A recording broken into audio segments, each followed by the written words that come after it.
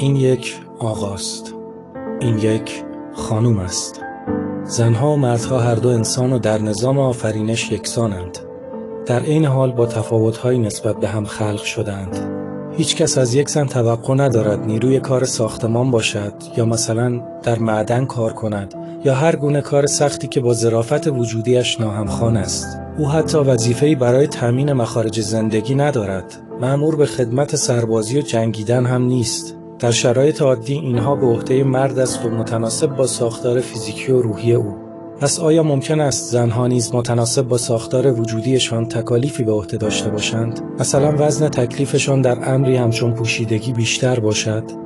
سوالی که شاید در جامعه سنتی دیروز مطرح نبود و بسیاری از زنان ایران و سایر نقاط جهان عموماً از پوشیدگی بالایی برخوردار بودند. اما به تدریج این وضعیت با دخالت دست‌هایی و به شکلی غیر طبیعی به سمت کمپوشی آنها رفت، طوری که امروزه شاهد نابرابری آشکاری در زمینه پوشش بین زنان و مردان هستیم، آن هم به هوای برابری که با عذر فراوان و اعمال تغییرات روی تصاویر تنها میتوان بخش‌هایی از آن را به نمایش گذاشت.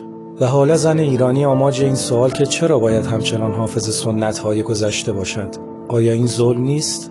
جامعه محل کار و نشاط و فعالیت است و خانه محل راحتی و آسایش. هیچ انسان بالغی با لباسهای مخصوص خانه در یک جلسه کاری حاضر نمی شود. در پیاده‌رو سفره پهن نمی کند و غذا نمی خورد. رختهایش را در یک محل عمومی نمی شوید. همه پذیرفتند برخی کارها مختص حریم شخصی است و نباید چشم و ذهن دیگران را معطوف به انجام آن کرد.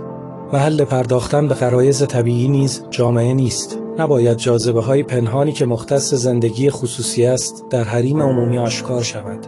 پوشیدگی مانع این امر می شود و زنان به خاطر جذابیت خدادادی بیشتر حد بیشتری از آن را باید رعایت کنند. این برای خودشان نیز سودمندتر است.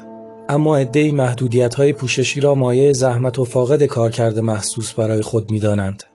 این آقا سال‌هاست که موقع رانندگی کمربند ایمنی می‌بندد، اما یک بار هم برایش کارایی نداشته. بهتر نبود شبیه این خانم که در دوره کرونا هرگز ماسک نزده و هیچگاه هم آسیب ندیده، اون نیز کمربند نمی‌بست تا خود را به زحمت نیندازد؟ به نظر شما صرفاً با این دو نمونه میتوان کارکرد کمربند ایمنی و استفاده از ماسک را نفی کرد، آن هم در حالی که بسیاری به خاطر استفاده نکردن از آنها آسیب‌های جدی دیدند، همچنان که بسیاری نیز به خاطر نداشتن پوشش مناسب مورد آسیب و بی‌حرمتی قرار گرفتند. البته هستند افرادی که علیرغم رعایت پوشش نیز مورد این آزارها قرار گرفتند، همانطور که عده‌ای با وجود بستن کمربند و زدن ماسک آسیب جانی دیدند. این را هم نمی شود دلیل بر بیکار کرد بودن این ابزارها دانست و نباید تصوری صفر و صدی از موضوعات داشت. در سالمترین جوامع نیز هستند آزارگرانی که برای اهل رعایت مشکل آفرینی می کنند، اما اولا میزان آن نسبت به جوامع ولنگار بسیار کمتر است، ثانیاً دیگر مسئولیتی متوجه فرد رعایت پیشه در پیشگاه جامعه و پروردگار نیست.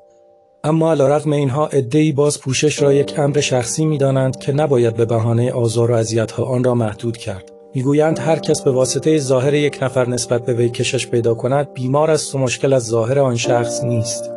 زن و مرد شبیه دو قطب ناهمنام آهنربا طوری خلق شده‌اند که نسبت به هم کشش داشته باشند. برای کنترل این مغناطیس قوی نیاز است فواصلی رعایت شود تا هرج و مرج در جامعه اتفاق نیفتد.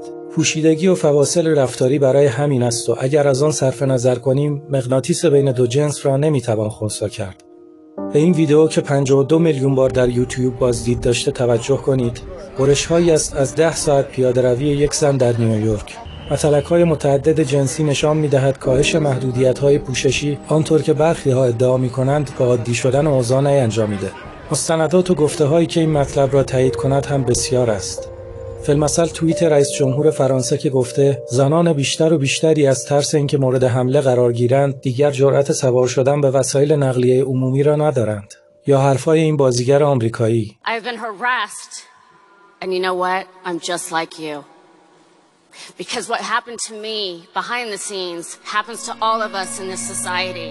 حتی اگر دیدن مناظر غریزی و پوشش‌های ناکافی برای افراد جامعه‌ای عادی شده باشد، نمی‌توان آن را وضعیتی مطلوب دانست، بلکه نشان از ابتلاع آن جامعه به مشکلات عمیق‌تری دارد.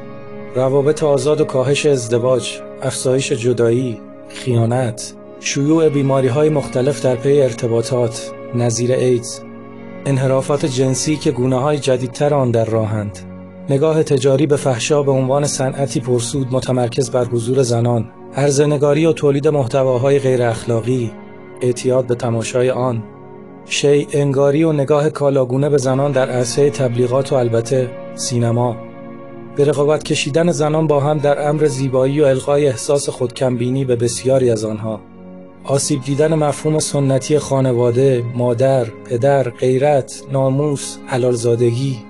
نمیتوان پوشیدگی و حریم زن و مرد را از جامعه‌ای زدود و در این ورطه‌ها نیفتاد. اما علیرغم این ولنگاری‌ها تصور وجود آزادی بی حد و مرز در جوامع غربی نادرست است. 2 زن در لس آنجلس در اعتراض به اینکه بانوان طبق قانون باید موضعی از بدن را افزونتر از آقایان بپوشانند نیمه عریان میشوند. پلیس به خاطر نقض همین قانون بازداشتشان میکند. این یعنی اولا در حریم عمومی آن جامعه نیز حدی هرچند ناکافی از پوشش اجباری است، ثانیاً بین زن و مرد در میزان آن تفاوت قائل شدند، طبعاً بنا به ساختار متفاوتشان. اما آیا این بازداشت‌ها منجر به خیزشی وسیع برای حذف کنترلگری پلیس می‌شود؟ آیا مسئولی برخورد پلیسی را غلط و صرفاً اقدام فرهنگی را کافی می‌داند؟ آیا عده‌ای به مأمورین که مجری قانون هستند هجمه می‌برند؟ برخی چهره‌های مشهور رنگی از حماسه به ساختارشکنی‌ها می‌زنند؟ رسانه‌هایشان عنوان می‌کنند تا وقتی چند صد هزار بیخانمان در کشورمان داریم و عده‌ای زیر خط فقرند، دغدغه پلیس نباید کنترل پوشش افراد باشد؟ بعید به نظر می‌رسد. پس چرا نوع خفیف همین اتفاقات در کشورمان فضا را ملتهب می‌کند؟